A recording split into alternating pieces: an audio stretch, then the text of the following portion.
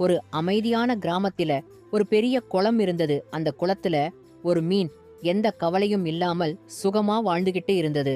ஒரு நாள் அருகிலிருந்த ஆற்றிலிருந்து சில மீன்கள் குளத்துக்கு வந்தது. குளத்து மீனுக்கு தினமும் மனிதர்கள் தீனி போடுவாங்க. அதற்கு பசி இல்ல, ஆபத்து இல்ல, அலைகளே இல்லாத அமைதியான வாழ்க்கை. ஒரு நாள் அதை பார்த்த ஆற்று மீன் சொன்னது, அடடா, இவங்க வாழ்க்கைதான் உண்மையான சுதந்திரமான வாழ்க்கை என்று. அப்போ குளத்தில் இருந்த மீன் சொன்னது, சுதந்திரம் இருக்கு, ஆனா இங்க ஆபத்தும் இருக்குதுன்னு ஆத்து மீன் சிரிச்சது.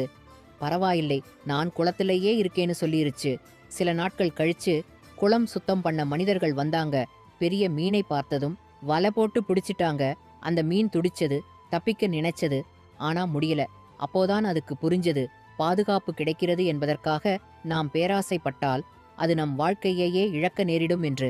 இந்த கதை உங்களுக்கு பிடிச்சிருந்தா லைக் பண்ணுங்க, ஷேர் பண்ணுங்க, கமெண்ட் பண்ணுங்க. மறக்காம சேனலை சப்ஸ்கிரைப் பண்ணுங்க. நன்றி.